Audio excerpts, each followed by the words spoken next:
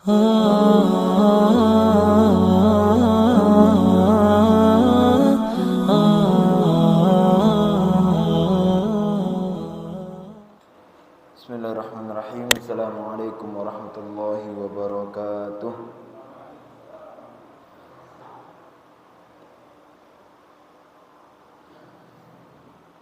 Innal hamdalillah nahmaduhu wa nasta'inuhu wa nastaghfiruh wa na'udzu billahi min shururi anfusina wa min sayyiati a'malina may yahdihillahu fala mudilla lahu wa may yudlil fala hadiya lahu.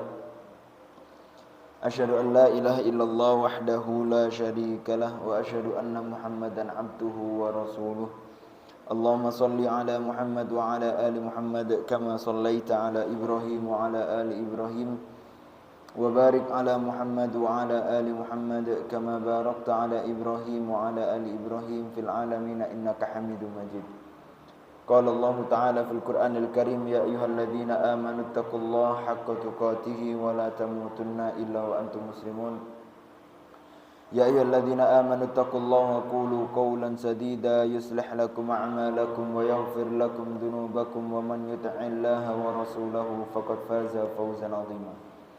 Amma ba'd fa inna asdaqal hadithi kitabullah wa khairal hadi hadi Muhammadin sallallahu alaihi wasallam wa syarral umuri muhdatsatuha wa kullu muhdatsatin bid'ah wa kullu bid'atin dhalalah wa kullu dhalalatin finnar.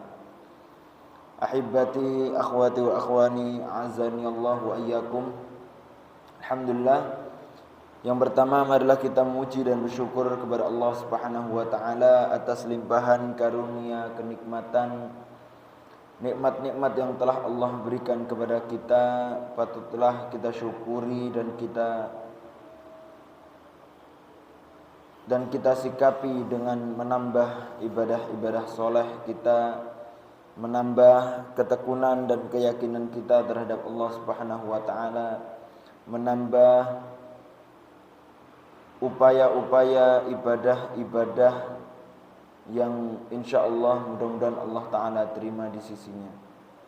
Yang kedua, ma'asyiral muslimin, marilah kita haturkan salawat dan salam kepada junjungan Nabi besar Muhammad sallallahu alaihi wasallam, karena beliau adalah suri tauladan kita, manusia terbaik yang Allah taala keluarkan di muka bumi ini untuk menjadi pemimpin akhir zaman dan menjadi pemimpin manusia yang pertama kali memasuki surganya Allah Subhanahu wa taala.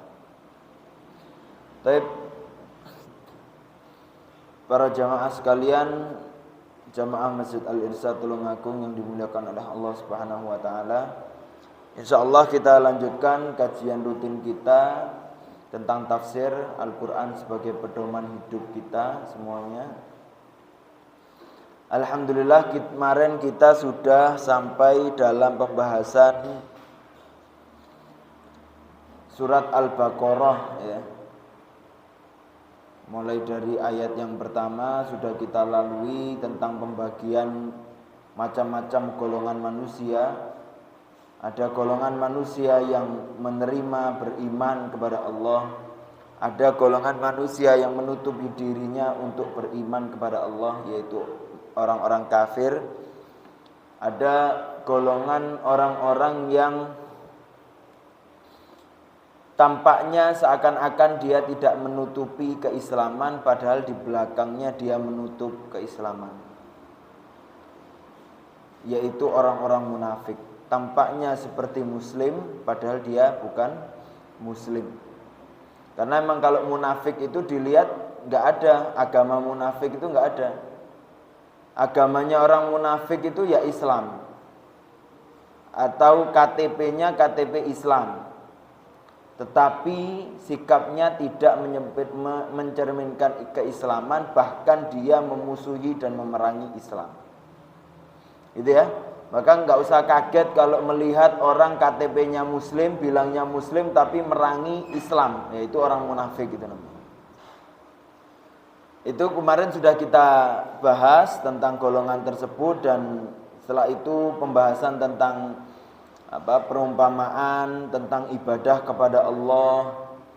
Ya, terus kemarin terakhir yaitu pembahasan tentang penciptaan manusia pertama dan tugasnya dan permasalahan dan solusinya sudah kita bahas. Permasalahan yang ada pada manusia dan solusinya. Sekarang mulai masuk kepada masuk di surat Al-Baqarah ayat yang ke-40 sampai ke-43. Ya, surat Al-Baqarah dari ayat 40 sampai ayat yang 43.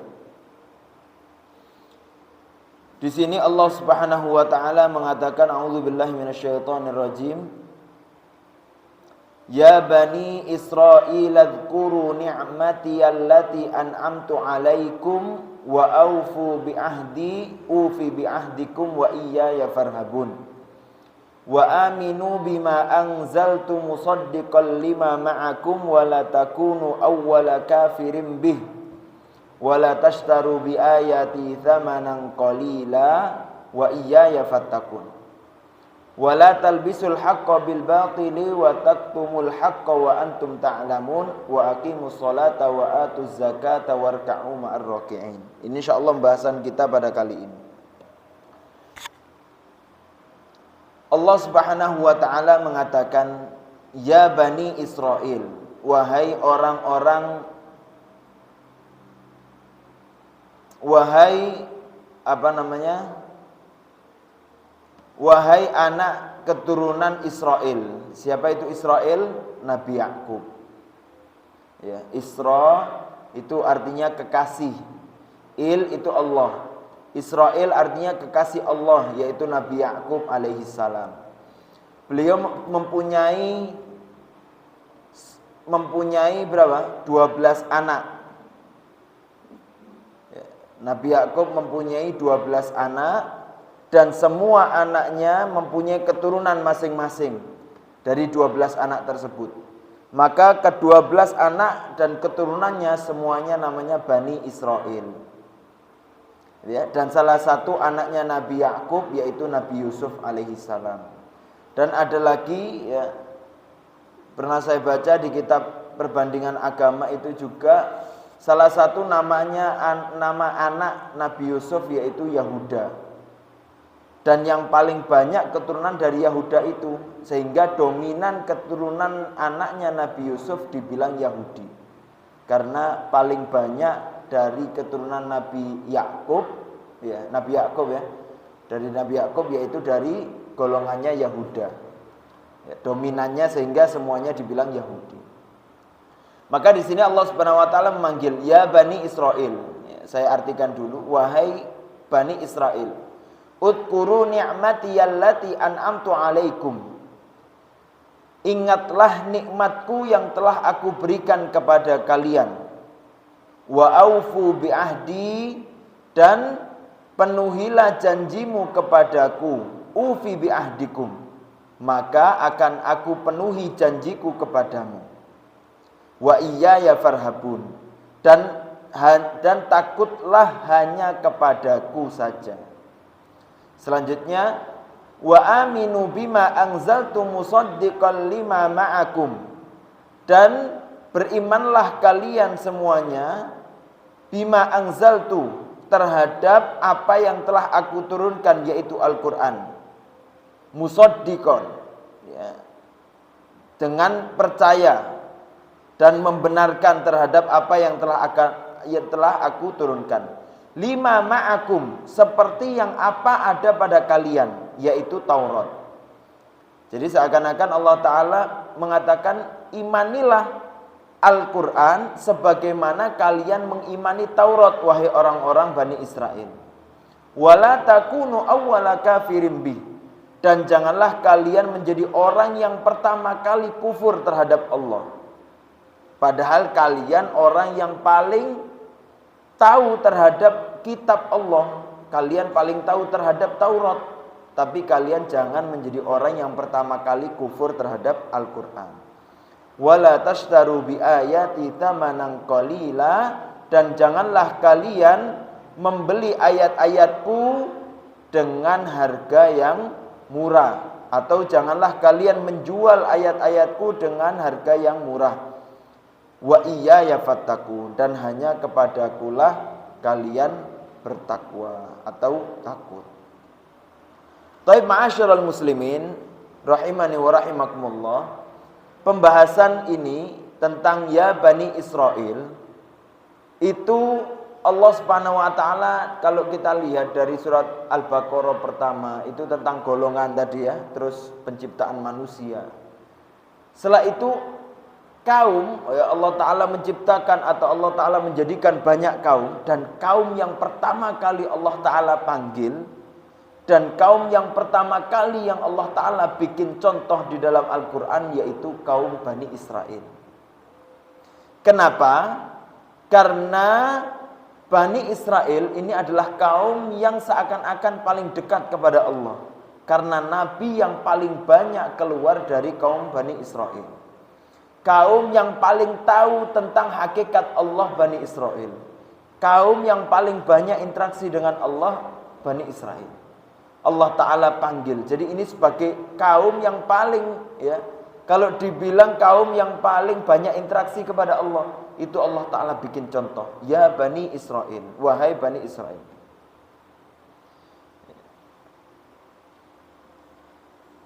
Sebentar.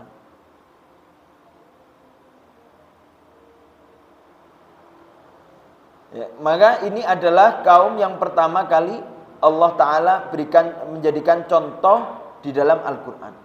Dan kenapa Allah Ta'ala juga mengeluarkan Bani Israel sebagai kaum yang pertama kali Allah Ta'ala contohkan? Karena Bani Israel adalah kaum yang dekat dengan Allah, kaum yang mendapatkan kitab samawi terbanyak. Karena Taurat itu Bani Israel yang dapat, Zabur Nabi Daud itu juga Bani Israel, Injil Nabi Isa itu juga Bani Israel. Tetapi dengan demikian mereka kaum yang paling memusuhi agama Islam. Maka Allah Ta'ala berikan contoh. Kalau kita lihat, walan tardo angkal yahud walan nasara. Tidaklah ridho kepadamu, yang pertama disebut adalah Yahudi walan nasara, dan juga Nasara. Artinya Yahudi ini paling bahaya.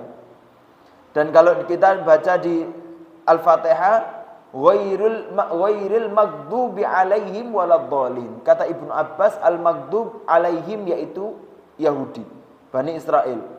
Ad-dhalin yaitu Nasrani. Lagi-lagi contohnya adalah orang Yahudi yang paling berbahaya. Setelah Allah Ta'ala manggil, ya Bani Israel, wahai Bani Israel, uzkuru ni'matiyallati an'amtu alaikum. Wahai Bani Israel, ingatlah terhadap nikmatku yang telah aku berikan kepadamu. Allah Ta'ala mengingatkan kepada mereka, wahai Bani Israel, bukankah kitab yang paling banyak akan aku turunkan kepadamu? Wahai Bani Israel, bukankah dulu kalian dalam keadaan perbudakan di Mesir, sehingga aku selamatkan dengan mendatangkan Nabi Musa menjadi wasilah untuk menyelamatkan kalian? Bukankah kamu dalam keadaan yang kering, setelah itu nyari minum ya? Setelah itu Allah Ta'ala mengeluarkan dari batu air, fanfajarat min hutnata asyrata aina. Nanti insya Allah setelah ini akan diceritakan bagaimana kenikmatan-kenikmatan Allah Ta'ala yang Allah Ta'ala berikan kepada Bani Israel. Allah Ta'ala menginginkan, udhkuru wahai Bani Israel, jangan kufur. Wahai Bani Israel, ingatlah terhadap nikmat-nikmat Allah. Ini pelajaran yang sangat luar biasa yang bisa kita petik adalah, marilah kita sebelum kita kufur, sebelum kita afwan usikum wa iyya nafsi, sebelum kita mampu atau kita mau menyeleweng kepada Allah, ingatlah dulu terhadap nikmat-nikmat Allah Subhanahu wa Ta'ala yang telah diberikan kepada kita. Sebelum kita kufur, sebelum kita lupa dan lalai kepada Allah, maka ingatlah terhadap nikmat-nikmat yang Allah Ta'ala berikan kepada kita. Berapa banyak. Apalagi ma'asyiral muslimin, nikmat itu kadang akan terasa ketika sebagian nikmat itu Allah Ta'ala cabut. Yang tadinya sehat kita jarang bersyukur, ketika kita sakit kita baru merasakan betapa indahnya kenikmatan sehat. Ketika kita mempunyai waktu luang, kita kadang lalai untuk ingat Allah. Ternyata ketika kita sibuk, kita baru ingat betapa nikmatnya kesehatan, betapa nikmatnya waktu luang yang Allah Ta'ala berikan. Kadang kita mempunyai jiwa raga yang sehat, yang lengkap, kita lupa untuk bersyukur kepada Allah. Ternyata ketika kita diambil sebagian nikmat itu, kita baru ingat. Maka ma'asyiral muslimin, ketika kita dalam keadaan yang lapang demikian, ini adalah waktu yang tepat untuk mengingat kepada Allah. Karena di dalam hadits qudsi juga dikatakan oleh Rasulullah, ta'arraf ilallah firraha ya'rifka fi syiddah. Ingatlah nikmat Allah, ingatlah kepada Allah ketika kita di waktu luang. Insya Allah ketika kita di waktu yang sempit, Allah Ta'ala akan ingat kepada kita. Ya? Maka kita perlu untuk mengingat Allah Subhanahu wa Ta'ala. Kata Abul Aliyah, beliau mengatakan ni'matuhu, nikmatnya Allah adalah anja'ala, ya, nikmatnya Allah yang diberikan kepada Bani Israel itu adalah dengan Allah Ta'ala memberikan kepada mereka para nabi dan rasul terbanyak Bani Israel itu. Ya, setelah Nabi Ibrahim, terus turun Nabi Ishak, Nabi Yakub itu Bani Israel, Nabi Yakub terus Nabi Yusuf, Bani Israel, Nabi Yusuf ke bawah banyak. Setelah itu ada Nabi Musa, Nabi Harun, Nabi Daud, Nabi Sulaiman, Nabi Zakaria, Nabi Yahya, Nabi Isa, dan banyak. Ya, bahkan jumlahnya ratusan nabi yang dikirimkan kepada Bani Israel. Wa anzala alaihimul kitab, dan Allah Ta'ala juga menurunkan kepada mereka kitab-kitab. Qultu wa hadza ka qauli Musa alaihi salam, ya, ini seperti perkataan Nabi Musa kepada Bani Israel. Beliau mengatakan, ya qaumi, wahai kaumku, udkuru ni'matallah alaikum, wahai kaumku, ingatlah nikmat Allah yang telah diberikan kepada kalian. Idza'ala fikum anbiya, ketika Allah Ta'ala mengirimkan kepada kalian atau menjadikan kalian banyak nabi-nabi. Wa ja'alakum mulukan, dan Allah Ta'ala menjadikan banyak kepada kalian menjadi raja-raja. Wa atakum malam yu'ti ahadan, dan Allah Ta'ala memberikan kepada kalian sesuatu yang belum pernah diberikan kepada kaum yang lain. Minal alamin, dari alam semesta ini. Ini orang yang paling, artinya ini contoh dari Allah, kaum yang paling istimewa, kaum yang paling dekat dengan Allah, kaum yang nikmatnya paling melimpah Allah Ta'ala berikan. Wa anni faddaltukum alal alamin, nanti dikatakan seperti itu. Bahkan Allah Ta'ala mengangkat derajat mereka, memuliakan dibanding alam semuanya. Ini keadaan Bani Israel zaman dahulu, ya. Itu betul-betul Allah Ta'ala cintai demikian Bani Israel. Maka Allah Ta'ala mengatakan, udkuru, wahai Bani Israel, ingatlah terhadap nikmatku yang telah akan aku berikan kepadamu. Ya, udkuru ni'mati allati an'amtu alaikum. Maka ketika kita mampu mengingat nikmat Allah, maka kita akan mampu untuk lebih bersyukur. Itu fungsinya. Ya. Ketika kita mampu banyak ingat nikmat Allah, maka insya Allah kesyukuran akan semakin banyak. Ketika kita sehat, kita ingat, ya Allah, alhamdulillah, nikmat sehat ternyata mahal. Maka lebih banyak bersyukur kepada Allah. Ketika kita mampu, ya, mensyukuri terhadap nikmat, alhamdulillah saya dapat rezeki demikian hari ini, maka akan menambah kesyukuran kita kepada Allah. Ketika kita mampu merasapi banyak nikmat ternyata, ketika kita melihat di rumah sakit, kita melihat di tempat pemakaman, ketika banyak orang yang telah dicabut sebagian nikmat-nikmat mereka, setelah itu kita melihat ke dalam diri kita, ternyata nikmat Allah masih banyak yang diberikan kepada kita. Dan itu insya Allah akan menambah kesyukuran kita, dan dengan demikian Allah Ta'ala akan menambah nikmatnya kepada kita. Bahkan Rasulullah SAW di dalam riwayat Tirmidzi, beliau pernah arada alayya, kata Rasulullah, arada alayya rabbi liyaj'ala li batha Makkah. Pernah Allah Ta'ala itu menawarkan kepadaku tanah lapang yang luas di Mekah, ya. Dan tanah lapang yang luas itu isinya emas. Allah Ta'ala tawarkan kepada Rasulullah. Qultu, kata Rasulullah, la ya Rabb, tidak ya Rabb. Tidak, saya enggak mau itu. Enggak mau kekayaan yang berlimpah itu. Bahkan Rasulullah mengatakan, ini patut dicontoh, Rasulullah mengatakan, walakin, tetapi yang aku rindukan adalah asba'u yauman wa aju'u yauman. Saya berharap agar sehari kenyang, sehari saya lapar. Biarkan saya merasakan pernah kenyang, pernah lapar. Kenapa? Ya, agar fa idza ji'tu tadarra'tu ilaika wa dzakartu. Ketika saya merasakan lapar, biarkan saya bisa tunduk dan merasakan kesabaran itu kepadamu. Ketika saya lapar, biar saya bisa bersabar. Wa idza syabi'tu, dan ketika saya kenyang, karena saya pernah lapar sehingga makan pernah kenyang, gitu ya. Wa idza syabi'tu syakartuka wa hamidtuka. Ketika aku kenyang, maka aku akan bisa bersyukur kepadamu. Kadang hidup itu seperti itu, Pak. Kalau kita hidup serba nyenyak, kita kan kadang berharap seperti itu. Hidup serba melimpah kenikmatan.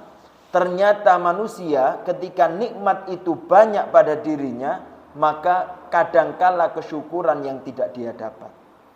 Karena Rasulullah juga mengatakan, ya, hamba umatnya Nabi Muhammad itu kalau diberikan emas sebukit Uhud, maka dia enggak kurang, minta lagi 2 bukit. Kurang, minta lagi 3 bukit, dan seterusnya. Sampai kapan? Sampai ketika tanah dimasukkan ke dalam mulutnya. Sampai apa? Sampai meninggal. Alhaakumut takatsur hatta zurtumul maqabir. Manusia itu ingin kepada yang banyak-banyak itu. Sampai kapan? Sampai mati. Artinya, kalau kita pengen nikmat, yakinlah kenikmatan itu enggak akan cukup bagi kita. Gitu ya. Enggak bakal cukup kalau kita sekedar minta terus itu. Yang kita butuhkan adalah kesyukuran kepada Allah Subhanahu wa taala. Ya, itu yang kita butuhkan. Yaitu bersyukur terhadap nikmat Allah dan bersabar terhadap musibah dari Allah Subhanahu wa taala.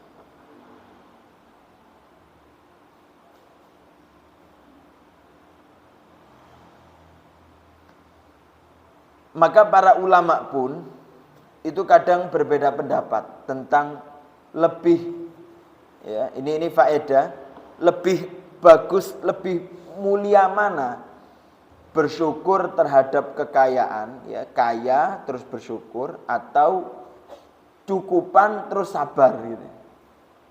Artinya, ya, serba kecukupan terus kita bisa bersabar dengan itu.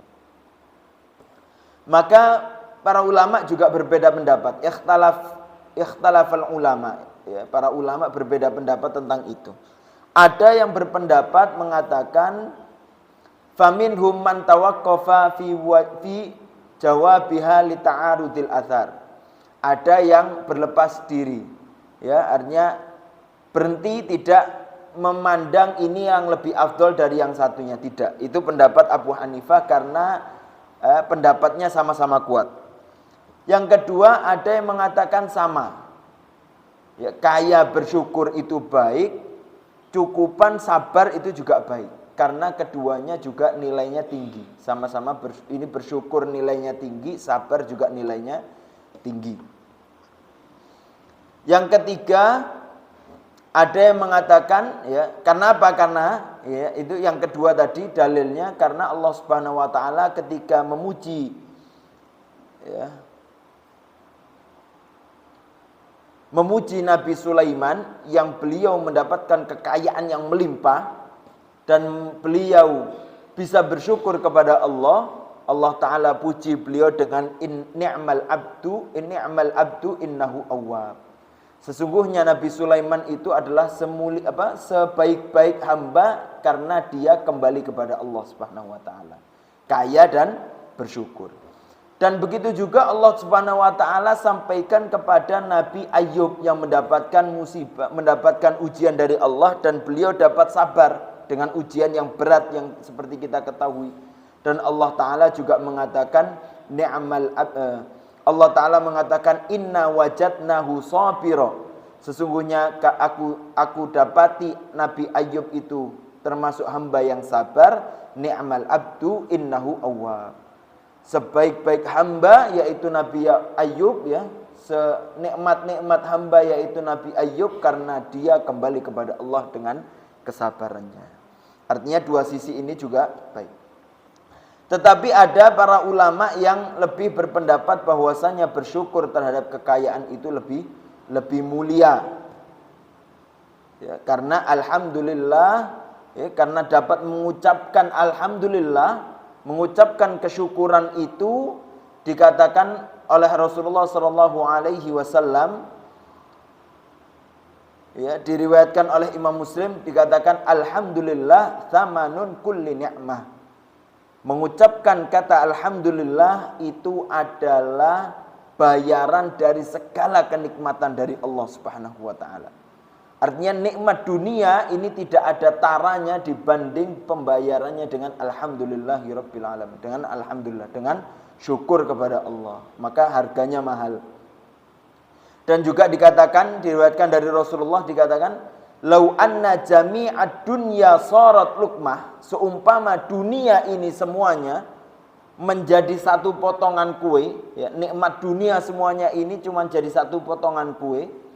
Fatanawalaha abdun, kemudian seorang hamba itu dapat membawa makanan itu dan dia makan, dan dia mengatakan alhamdulillahirabbil alamin. Setelah dia mendapatkan kenikmatan itu, dia dapat mengucapkan alhamdulillahirabbil alamin, kana ma atabihi khairan mimma uti. Maka apa yang dia datangkan dengan mengucapkan alhamdulillah itu lebih baik daripada apa yang dia dapat dari kenikmatan dunia. Jadi apa yang kita makan, sehebat apapun, semewah apapun yang kita makan, itu tidak lebih hebat daripada ucapan kita ketika bersyukur alhamdulillah kepada Allah Subhanahu wa taala. Ya. Itu nilainya sebesar itu. Maka kalau kita makan juga kita enggak mengucapkan alhamdulillah, maka ya nilai makannya tidak ada nilainya. Karena nilai terbesar adalah di ucapan alhamdulillah, bersyukurnya kita kepada Allah Subhanahu wa taala.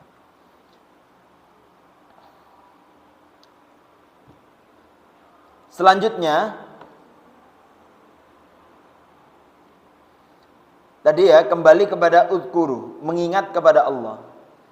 Maka salah satu fungsi mengingat kepada Allah, ya, mengingat nikmat-nikmat Allah itu fungsinya adalah agar dapat membuat malu diri kita, bahwasanya kita hidup di dunia ini tidak ada apa-apanya kalau tanpa nikmat Allah. Maka dengan demikian, maka kita akan terjauh dari sifat-sifat yang tidak baik. Mau sombong enggak jadi. Karena kita tahu bahwasanya nikmat yang kita dapati ini semuanya milik Allah.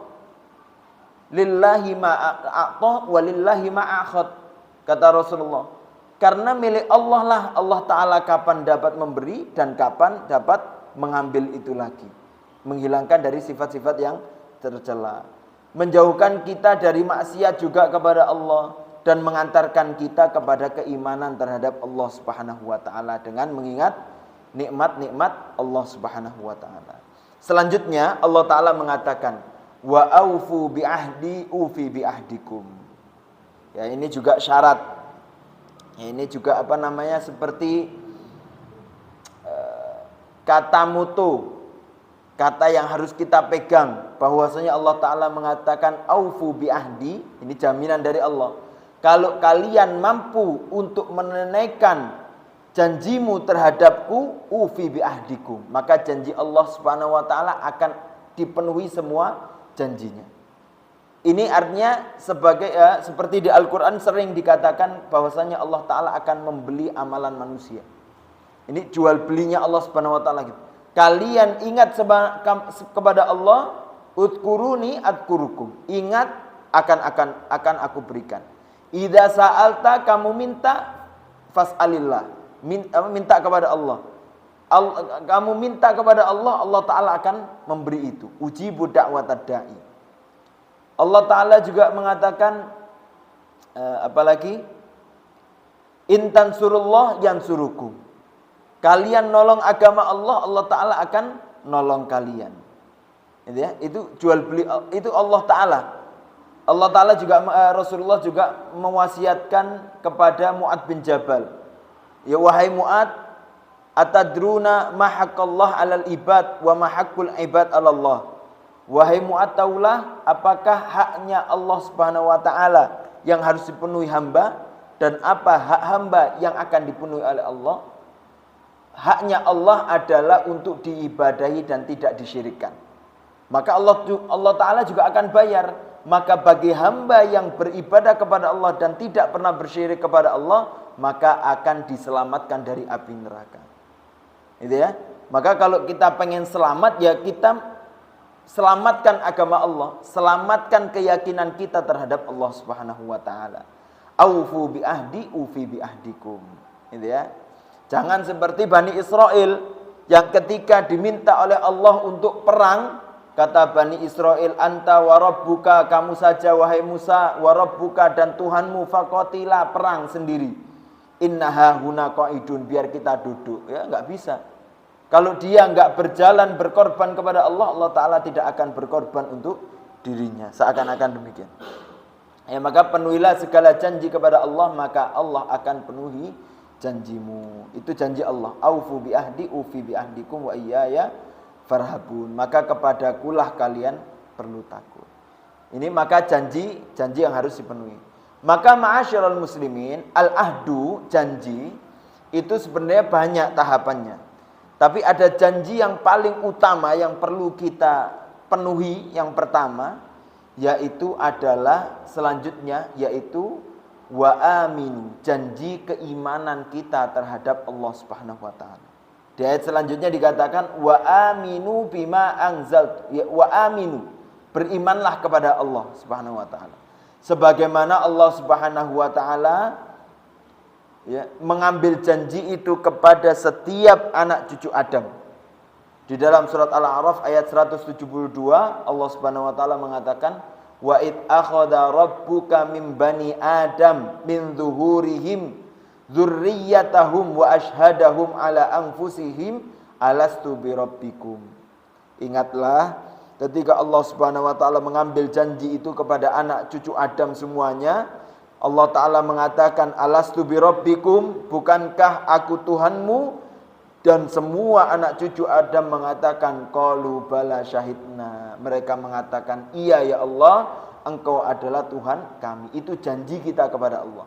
Maka janji itu pertama yang harus kita penuhi, yaitu iman kepada Allah Subhanahu wa taala. Sebagaimana Allah Ta'ala mengatakan kepada Bani Israel, wa aminu, berimanlah kalian. Iman kepada Allah. Selanjutnya yaitu wa aminu bima anzaltu musaddiqa, yaitu iman terhadap Allah. Ya, anzaltu itu kan berarti dari Allah menurunkan, berarti Allah sebagai iman pertama.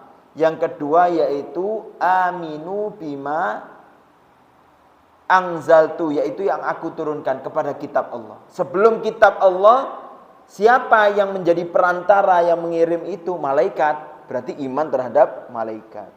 Yang ketiga yaitu iman kepada anzal, kepada turunnya kitab. Artinya iman kepada kitab Allah. Bagus wahai Bani Israel, kalian telah mengimani Taurat kalian, tetapi kamu juga harus menyempurnakan dengan kitab Allah yang terakhir, Al-Muhaimin, yaitu kitab Al-Quran. Kalau kalian telah yakin terhadap Taurat kalian, tetapi kalian tidak yakin terhadap anzaltu musaddiqan lima ma'akum, yaitu Quran yang terakhir ini, maka keimanan kalian bukan iman yang sempurna. Putus. Artinya Taurat yang kami turunkan itu sama juga perlu diimani seperti Al-Quran yang aku turunkan di akhir. Gitu ya. Maka ini artinya apa? Artinya nggak ada lagi agama selain agama yang diridhoi oleh Allah selain Islam. Karena Yahudi pun, Nasrani pun, kalau dia tidak mengimani terhadap Al-Quran, maka dia tidak termasuk orang yang beriman yang dianggap oleh Allah Subhanahu wa Ta'ala. Gitu ya, paham ya?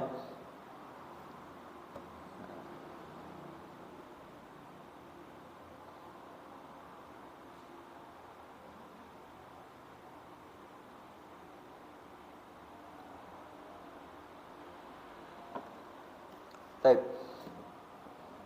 Aminu bima anzaltu musaddiqan lima ma'akum wa la takunu awwala kafirin bih. Dan kalian jangan ya, menjadi orang yang pertama kali kufur kepada Allah Subhanahu wa taala.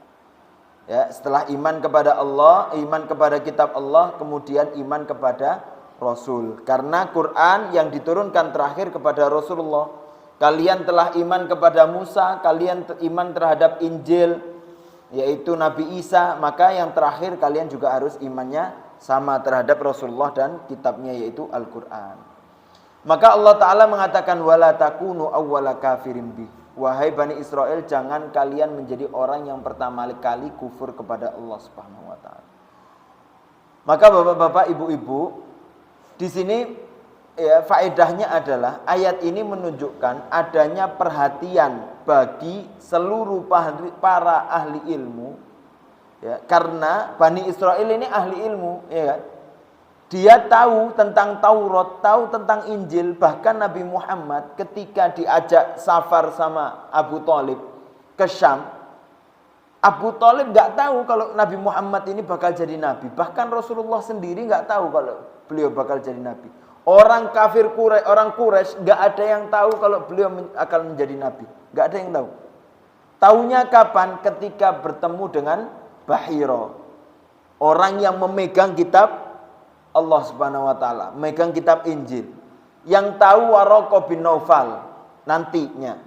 Yang tahu bahkan Bahira mengatakan anak ini jangan kamu ajak ke Syam karena di Syam itu tempatnya kitab Taurat, tempatnya orang Bani Israel, tempatnya orang ahli ilmu tentang Taurat di situ. Maka ketika mereka tahu tandanya kenabian itu keluar pada zaman ini dan semuanya tampak pada anak ini, maka mereka akan mengetahui bahwa anak ini akan menjadi nabi kemudian. Gitu ya? Jadi seakan-akan yang punya ijazah kenabian itu mereka, karena mereka tahu ilmunya. Mereka ahlu ilmi. Ya, ketika itu. Maka Allah Ta'ala mengatakan wala takunu awwala kafirin bi. Artinya hati-hati. Kadang yang ahli ilmu ini orang yang pertama kali sesat. Orang pertama kali yang berbahaya pada dirinya. Bukankah awwalu man tusa'ar yaumal qiyamah, orang yang pertama kali usikum wa iya nafsi nas'alullah al-afiyah. Orang yang pertama kali Allah Ta'ala lemparkan ke api neraka bukan orang yang kufur, tetapi siapa? Orang yang mempunyai ilmu dan dia menyampaikan ilmu itu tidak ikhlas karena Allah Subhanahu wa taala. Dan dia mengharapkan apa? Agar disebut menjadi orang-orang, artinya dia ingin disebut di kalangan manusia. Ya kan? Bahaya. Ya, orang yang paling berpotensi terhadap kekufuran, naudzubillah. Ya. Dan Allah Ta'ala juga mengatakan apa potensinya? Wala tashtaru bi ayati tamanan qalila. Potensinya apa? Potensinya adalah ketika mereka ahlu ilmi menganggap mereka tahu terhadap ilmu, maka ketika dia tidak dapat menjaga diri, maka dia akan tergoda, teruji dengan kekayaan dunia sehingga dia mampu menjual al-haq dengan kebatilan, menjual akhirat dengan dunia, menjual ayat Allah dengan harta dunia yang sedikit. Ya, kita tunggu adzan sejenak. Saya lanjutkan. Alhamdulillah rabbil alamin wassalatu wassalamu ala asyrafil anbiya wal mursalin wa ala alihi wa sahbihi ajmain. Dia Pak. Maka ini yang harus kita perhatikan, berhati-hati kita ketika kita mempunyai ilmu. Jangan sampai kita menjadi orang yang pertama kali kufur terhadap ilmu itu sendiri. Dengan apa? Dengan ketika kita, ya ini salah satu contohnya, ketika kita berhasrat terhadap sesuatu dunia dan kita mempunyai ilmunya mempunyai ilmu, lalu ilmu itu kita jual demi mendapatkan hasrat dunia kita. Nauzubillah. Gitu ya. Kita punya pemahaman yang baik, tetapi kita punya nafsu sendiri di luar itu. Ya. Ketika bentur dengan ilmunya, lalu ilmu kita jual. Udah nggak apa-apa demi mendapatkan itu. Maka itu yang bahaya juga, gitu ya. Maka jangan sampai kita berani untuk menjual ilmu al-haq. Maka nanti ini selanjutnya adalah contohnya, Pak. Selanjutnya adalah ciri-ciri bentuk orang yang menjual ayat suci Al-Quran, menjual ayat-ayat Allah Subhanahu Wa Taala dengan thamanan qalila. Thamanan qalila itu apa sih? Harta yang sedikit. Harta sedikit itu bukan 100.000, bukan terus dibeli 50.000, bukan. Harta sedikit itu meskipun semua jumlah kekayaan dunia disatukan, itu thamanan qalila. Amin ya. Ustadz, tolong Ustadz, ini saya membuat membuat program bisnis demikian. Kira-kira hukumnya gimana? Ternyata ketika diselidiki, kata ustadznya, wah ini kelihatannya jauh dari syariat Islam. Ini ada mengandung ribanya. Ustadz, tolong Ustadz, nanti gampanglah urusan itu, gitu. Tolong dicarikan dalilnya yang sesuai biar ini tetap aman. Terus dicarikan dalilnya yang pas, habis itu dimasuk-masukkan. Gitu. Nanti saya beli dengan harga yang mau, meskipun satu dunia hartanya dikumpulkan diberikan untuk ustadz itu termasuk thamanan qalila. Karena dunia ini dibandingkan akhirat Allah tidak ada apa-apanya. Tidak ada apa-apanya. Nikmat dunia, antum tahu orang yang paling terakhir masuk surganya Allah Subhanahu Wa Taala. Ini satu orang ini kalau sudah masuk surga, sudah surga dikunci, digembok, neraka digembok. Artinya udah neraka, surga. Ini orang yang paling terakhir, dia mendapatkan kenikmatan seluruh kekayaan dunia 10 kali lipat. Ini orang yang paling nikmatnya paling rendah di surga, mendapatkan kekayaan dunia seluruhnya 10 kali lipat. Kita saja punya rumah 2-3 aja senangnya bukan main, ya. Orang yang paling punya nggak ada 1/10 kekayaan dunia menjadi orang yang paling kaya di dunia. Orang yang kelihatannya paling nikmat. Ini akhir penduduk surga mendapatkan 10 kali lipat kenikmatan dunia. Maka dunia yang kita punya ini thamanan qalila, ya. Artinya jangan sampai kita mau dibeli dengan harta dunia. Baik. Ciri-cirinya bagaimana ciri-cirinya? Ciri-cirinya adalah mereka yang wala talbisul haq. Sebelumnya adalah bagaimana cara kita agar kita selamat dari menjual harta, menjual ayat Allah dengan harta dengan yang murah tadi. Caranya adalah wa iyaya fattakun, caranya bertakwa kepada Allah. Gitu ya. Sebelum mau mengucapkan sesuatu, sebelum memutuskan sesuatu harus diawali dengan ketakwaan kepada Allah. Diawali ingat sama Allah, diawali takut sama Allah, diawali dengan berharap kepada Allah, diawali dengan hati-hati kepada Allah, diawali dengan mengingat kepada Allah. Maka insya Allah akan diperbaiki dan dijaga oleh Allah.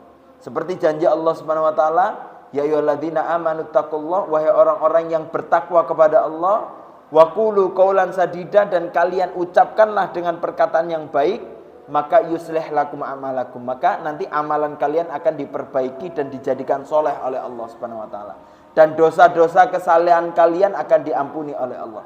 Syaratnya takwa kepada Allah, gitu ya. Selanjutnya yaitu ciri-cirinya bagaimana orang-orang yang menjual harta, yang menjual ayat Allah. Ciri-cirinya adalah mereka yang talbisul haqqo bil batil wa taktumul haqqo. Itu ciri-ciri. Adalah dia yang talbisul haqqo, yang menutup kebenaran dengan kebatilan. mencampur yang hak dengan yang batil, atau yang hak ditutup dengan yang batil, atau wataktumul haqqo, atau yang benar disimpan nama dia, tidak dikelihatkan. Ini bentuk-bentuk orang-orang yang menjual ayat Allah. Apa sih maksudnya? Al-haq, maksudnya ini gambarannya. Al-haq itu adalah apa yang datang dari Allah, ilmu Al-Quran, ilmu hadis, gitu ya, ilmu dari Rasulullah, itu namanya al-haq. Islam, agama, ajaran syariat itu al-haq. Al-batil itu hawa nafsu kita. Ini kalau kita lihat contohnya dari Bani Israel, kenapa Allah Ta'ala mengatakan wahai Bani Israel la talbisul haqqa bil batil? Arti apa? Kenapa? Contohnya adalah kalau di Bani Israel, mereka karena mereka sudah mendapatkan al-haq Taurat, tapi Tauratnya mereka sembunyikan dan mereka buat Taurat baru. Dengan apa? Dengan hawa nafsu mereka. Sehingga yang baru dan hawa nafsu mereka ini adalah al-batil. Paham ya? Makanya kalau kita cari Taurat yang zaman Nabi Musa ada nggak? Nggak ketemu. Injil Nabi Isa ada nggak? Nggak ada. Karena kitab Injil sekarang, Taurat sekarang, Zabur sekarang, Perjanjian Lama, Perjanjian Baru, itu adalah kitab-kitab yang sudah ditalbis, yang sudah ditalbisul haqqo bil batil, yang benar yang sudah ditutup dengan kebatilan-kebatilan, sudah nggak tampak, gitu ya. Maka kita jangan sampai Qur'annya alhamdulillah Allah Ta'ala jaga, tapi nilai Qur'an yang ada di pada ahli ilmu itu terus disampaikan kepada orang, terus ditutupi dengan kebatilan. Nah itu yang berbahaya. Paham ya? Ada sesuatu ya, karena dia dekat dengan pemerintah, dekat dengan suatu perusahaan, dekat dengan orang-orang yang artinya yang jauh dengan Quran, terus dia minta dalil, tolong dicarikan dalil yang sesuai dengan keinginannya, maka itu berbahaya. Kata Imam Syafi'i, beliau mengatakan, ya, sebelum berbuat cari dalilnya dulu, baru imani, maka kalian akan selamat. Tapi jangan berbuat dulu, terus dicari-cari dalilnya, maka kalian akan sesat. Gitu ya. Makanya kalau kita keluar kan, kalau mau ke Pare itu gimana caranya? Ya tanya orang dulu. Atau cari Google Map, itu cari dalil namanya. Baru kita berangkat. Kalau kita berangkat dulu, ternyata arahnya ke Trenggalek, baru tanya orang, nyasar. Gitu ya. Maka itu yang perlu kita cari dalilnya, baru kita insya Allah selamat. Wala talbisul haqqo bil batil wa taktumul haqqo. Ini dua ini harus kita hati-hati. Jangan sampai kita menutup yang hak dengan batil. Ya, ada orang nanya, boleh enggak ini? Mentang-mentang kita belum bisa untuk itu, gitu ya. Terus kita wah itu boleh itu. Padahal kita tahu ilmunya enggak boleh. Karena kita belum mampu mengerjakan itu, terus kita bilang, wah boleh itu. Nah, ini bahaya. Ini namanya talbisul haq. Yang hak sampaikan meskipun kita belum mampu. Mungkin dia mampu, dia mengerjakan yang hak. Yang kita belum mampu, urusan kita sama Allah. Paham ya? Tapi kalau kita tahu yang hak, kita belum mampu mengerjakan yang hak itu, terus kita ditanya, terus kita nggak menyampaikan hak, yang kita sampaikan apa yang kita kerjakan itu, umpama gitu ya. Maka orang itu akan mengerjakan yang tidak hak, maka dosanya dia juga kita tanggung. Naudzubillah. Paham ya? Paham. Itu. Umpama kita terikat dengan suatu riba, umpama gitu ya. Kita tahu riba nggak boleh. Ketika ada orang tanya, padahal kita terjalin dengan riba, umpama.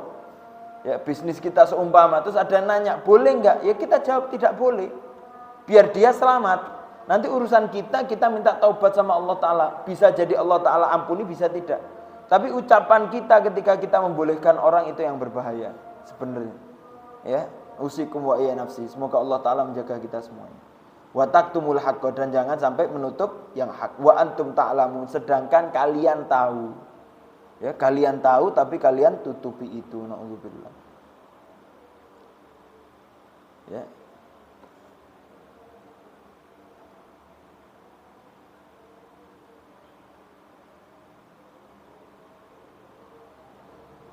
Ini al-ahdu yang tadi ya, beriman kepada Allah.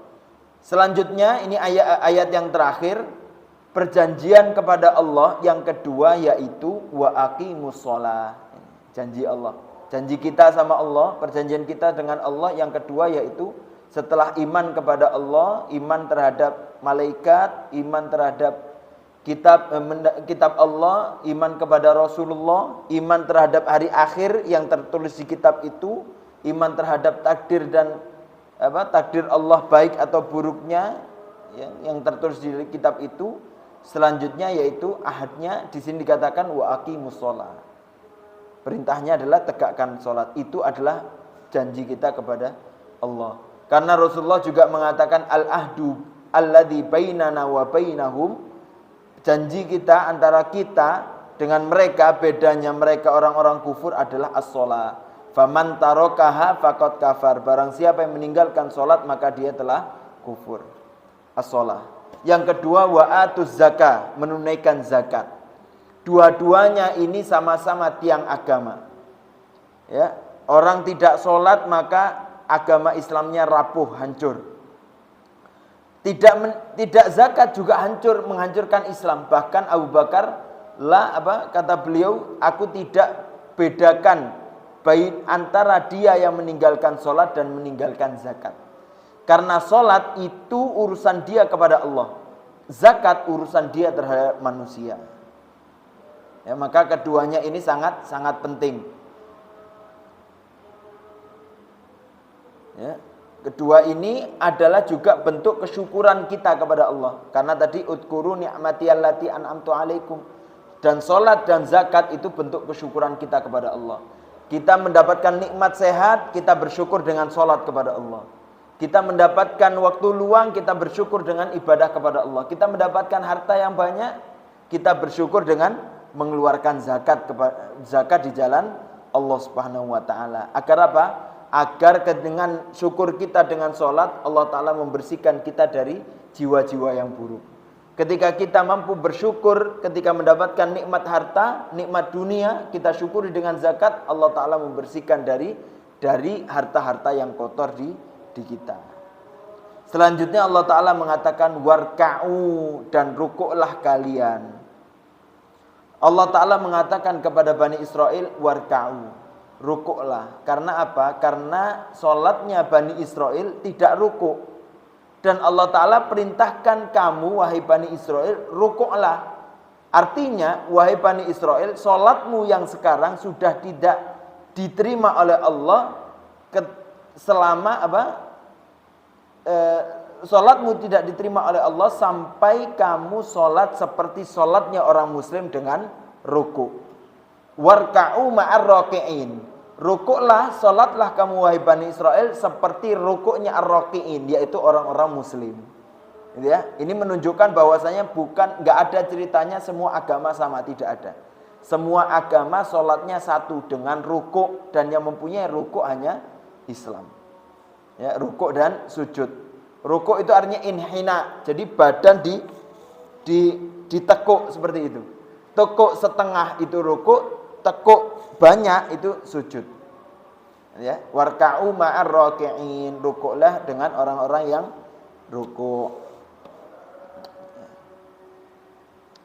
Terakhir pembahasan ma'ar raki'in, ya, ini terakhir pembahasan kita. Di dalam tafsir At-Tabari ini bagus sekali dan pembahasannya agak lengkap. Dikatakan warka'u ma'ar raki'in, ya, rukuklah kalian, salatlah, artinya rukuk itu salat, bukan hanya rukuk ya. Artinya jadi satu bagian disebut itu menyebut semuanya. Seperti orang melihat, saya telah melihat batang hidungnya gitu. Kan nggak mungkin kita lihat cuman hidungnya saja. Otomatis maksudnya ngelihat semuanya, seluruh tubuhnya. Warka'u artinya rukuklah, bukan sekedar rukuk tapi sholatlah bersama orang-orang yang sholat. Dan ciri khasnya adalah dengan rukuk. Ma'a itu artinya al-ma'iyah wal jam'iyah. Ma'a itu artinya bersama-sama, bareng-bareng. Ya. Qala jamaah, ini kata sebagian jamaah dari ahli ta'wil Al-Quran, orang yang ahli tafsir dalam Al-Quran mengatakan, innal amra bis-shalah awalan lam yaktadi syuhudul jamaah fa amarahum biqaulihi ma'a syuhudil jamaah. Pertama, perintahnya adalah sekedar sholat dan tidak ada perintah berjamaah. Ketika Allah Ta'ala mengatakan aqimus sholat, itu perintahnya sekedar sholat, nggak ada perintah jamaah. Tetapi ketika ada perintah ma'ar roki'in, baru ada perintah bahwasanya sholatnya harus ditegakkan secara berjamaah. Seperti itu. Tetapi ikhtilafal ulama, tetapi para ulama ikhtilaf dalam permasalahan al-jamaah, tentang bersamaan jamaah, sholat jamaah. Ada dua pendapat. Falladhi alaihil jumhur, kata Imam Tobari, jumhur ulama mengatakan sholat jamaah termasuk sunnah muakkadah, sunnah yang sangat ditekankan, ya, sangat ditekankan. Wa yajibu ala man admana takhalluf anha min ghairi udhrin al-uqubah. Dan ya, ini bagi yang dia tidak mampu berjamaah tetapi tidak ada uzurnya, maka dia berhak mendapatkan hukuman. Ya. Artinya boleh kalau ada uzur. Kalau enggak ada uzur, maka dia mendapatkan hukuman dari Allah Subhanahu wa taala. Ya, hukum salat jamaah berjamaah. Wa qad aujabaha ba'du ahli ilmi. Yang kedua, sebagian ahlul ilmi mewajibkan hukum tersebut. Ya, salat jamaah fardhon, ya, wajib. Tetapi ada yang mengatakan wajibnya adalah wajib kifayah. Wajib kifayah. Arti fardu kifayah. Fardu kifayah itu adalah diwajibkan untuk seluruhnya, tetapi kalau satu telah mengerjakan saqata anil bakin. Satu mengerjakan maka yang lain telah gugur kewajibannya.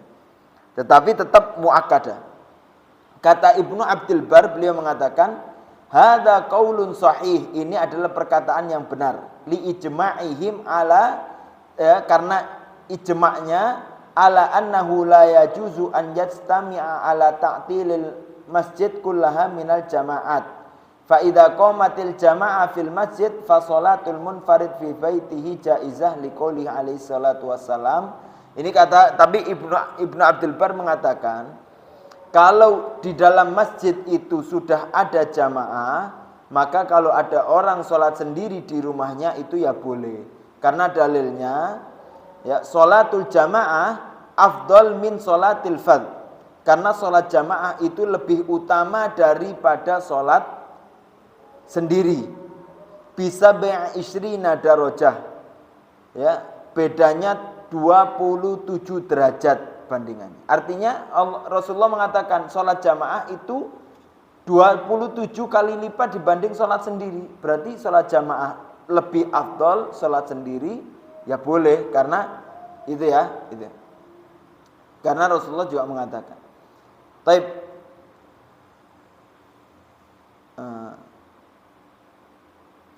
Kata Daud, kata Imam, ya, Abu Daud, as-salatu fil jamaah, salat, ya. Wallahu a'lam ini ya. Ini Abu Daud atau al-muhim ini ahlul ilm. Ya, karena perkataannya dinukil oleh Al-Imam At-Tabari. Beliau mengatakan as-salatu fil jamaah, salat dalam salat jamaah fardun ala kulli ahad. Salat jamaah wajib, ya, setiap orang fi khassatihi, ya, secara khusus, seperti kal jumu'ah, seperti salat Jumat. Wahtajja biqaulihi alaihi salam, dalilnya adalah ini kata beliau, salat jamaah itu wajib setiap orang. Dan dalilnya adalah la sholata li jaril masjid illa fil masjid. Tidak ada solat bagi tetangga masjid kecuali di dalam masjid. Ya. Artinya dia yang tetangganya masjid kok solatnya di dalam rumah, maka solatnya enggak dianggap. Berarti ini pendapat yang ketiga. Kata Rasulullah ini diriwayatkan oleh Abu Daud dan disahihkan oleh Abu Muhammad Abdul Haq. Dan itu juga pendapatnya Atha bin Abi Rabah dan Ahmad bin Hanbal dan Abu Thawr dan yang lainnya. Qala Syafi'i, kata Imam Syafi'i, la urakhisu liman qadara 'alal jama'ah fi tarki ityaniha illa min udrin.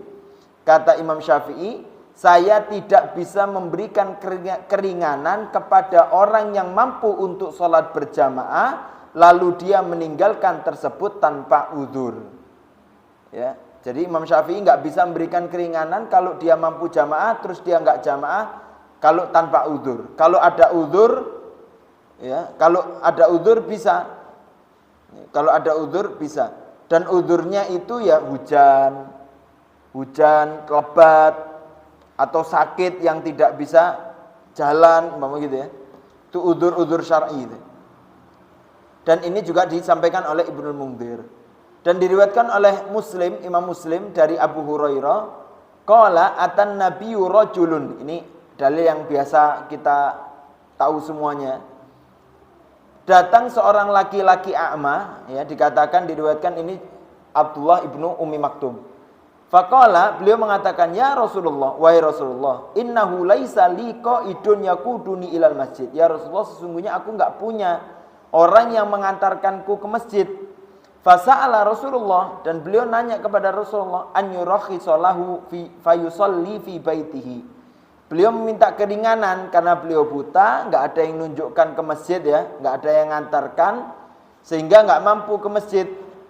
Ya, artinya berat untuk ke masjid. Maka beliau minta keringanan untuk sholat di rumahnya. Farakhasu lahu, sehingga Allah Ta'ala sehingga Rasulullah memberikan rukhsah itu kepada beliau. Ketika diberikan rukhsah dan orang itu berpaling dari Rasulullah manggil lagi orang tersebut. Beliau mengatakan, hal tasma'un nida, apakah kamu dengar azan salat? Qala, kata beliau, na'am, iya ya Rasulullah, fa'ajib, maka datangilah. Itu dalil, ya, itu waqala Abu Daud fi hadzal hadits la ajidu laka rukhsah. Kata Imam Abu Daud, saya enggak bisa memberikan keringanan untuk tidak sholat jamaah karena dalil yang seperti ini.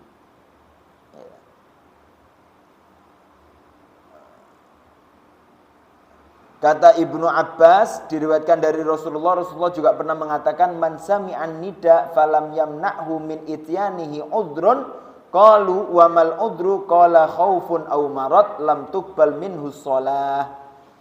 Kata Rasulullah, barang siapa yang mendengarkan azan dan dia tidak mendatangi azan itu tanpa udzur, ya, tanpa udzur. Setelah itu sahabat nanya, apa udzur itu ya Rasulullah? Udzur apa yang diterima? Yaitu khaufun aw marad, takut terhadap ancaman berbahaya di jalan atau sakit. Maka ketika dia tidak punya udzur, lam tuqbal minhu shalah, maka tidak diterima salatnya. Ini yang diambil pendapatnya oleh Abu Muhammad Abdul Haq. Hadza yarwihi maghra al-abdi was sahih mauqufun ala Ibni Abbas. Ini, tetapi kata Maghra al-Abdi, beliau mengatakan ini bukan sampai kepada Rasulullah, ini adalah perkataannya Ibnu Abbas. Bukan perkataannya Rasulullah, tapi perkataannya Ibnu Abbas. Ya. Itu tiga pendapat yang sekilas tentang sholat jamaah. Yang pertama yaitu sunnah muakkadah, sunnah muakkad, ya, artinya betul-betul ditekankan, tapi boleh masih sholat sendiri. Yang kedua yaitu fardu kifayah. Fardu kifayah artinya kalau sudah ada di masjid yang mengerjakan, maka yang lain gugur. Yang ketiga wajib, dengan dalil-dalil demikian. Cuman ma'asyiral muslimin, para ulama itu bahkan yang mengambil pendapat bahwasanya sholat jamaah itu sunnah muakkadah, dan atau yang mengambil hukum bahwasanya sholat jamaah itu fardu kifayah, seperti siapa namanya, Ibnu Uyainah, seperti Sa'ad bin Sa'ad Ibnu Uyainah, beliau berpendapat bahwasanya sholat jamaah fardu sunnah muakkadah, tetapi itu beliau menyampaikan sebagai hukum, tetapi kesemangatannya, perilakunya, pekerjaannya langsung terhadap sholat jamaah seakan-akan sholat jamaah itu wajib di dia. Paham ya? Jadi perlu dibedakan antara secara hukum ya disampaikan secara dalilnya bagaimana, mau dia sunnah muakkadah atau fardu kifayah atau wajib pun, tetapi bagi kita yang antusias terhadap sholat jamaah boleh kita menganggap itu wajib untuk saya boleh. Gitu ya. Tapi secara hukum kita menyampaikan secara dalilnya bagaimana gitu. Wallahu a'lam bishawab, itu yang disampaikan tentang jamaah oleh Al-Imam At-Tabari, dan ini sekalian menutup pertemuan kita kali ini tentang tafsir surat Al-Baqarah ayat 40 sampai 43. Semoga bermanfaat. Astaghfirukum. Subhanakallahumma bihamdika asyhadu an la ilaha illa anta astaghfiruka wa atubu ilaik. Allahumma ja'alna mimman yastami'una al-qaul fayattabi'una al-ahsana. Akhirun da'wan alhamdulillahi rabbil alamin. Wassalamu alaikum warahmatullahi wabarakatuh.